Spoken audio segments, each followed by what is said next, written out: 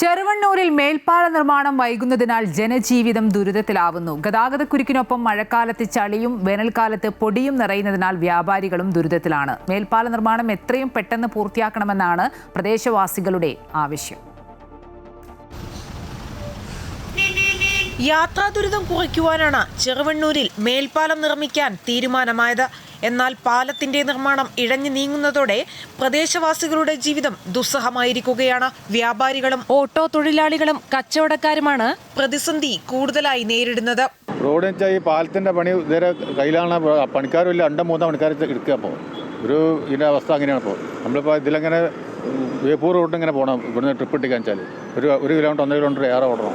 ഇതിന് നമുക്ക് കിട്ടുന്നത് ഈ 30 രൂപ തന്നെയാണ്. ഒരു രോഗിയെ കരുതിയില്ല. ഇപ്പോൾ ഹോസ്പിറ്റലിൽ പോകാനൊക്കെ ഇന്നലൊക്കെ ഒരു രോഗിനെ കൊണ്ടുപോയത് വളരെ ബുദ്ധിമുട്ടില്ല. ഏകദേശം ആ പമ്പ് വരെ ദയനീയാവസ്ഥ റോഡിൻ്റെ. ഇത് ദിവസം ഒരു മണ്ണിടും, മഴ പെയ്താൽ മണ്ണം കളിച്ചു.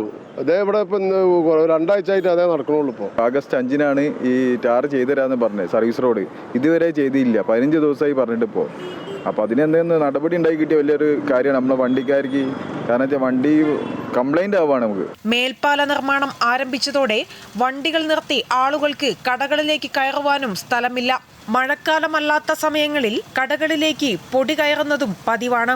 ഗതാഗതക്കുരുക്ക് രൂക്ഷമായതിനാൽ ഓട്ടോകളും കിലോമീറ്ററുകളിലധികം ബദൽ റോഡുകളിലൂടെ യാത്ര ചെയ്യേണ്ടി വരുന്നു. ചെറുവണ്ണൂർ മാർക്കറ്റിലേക്കും ആളുകൾ വരുന്നത് നന്നേ കുറഞ്ഞു. എത്രയും പെട്ടെന്ന് മേൽപ്പാല നിർമ്മാണം പൂർത്തിയാക്കി ജനജീവിതം സാധാരണ നിലയിലാക്കണമെന്നാണ് പ്രദേശവാസികളുടെ ആവശ്യം.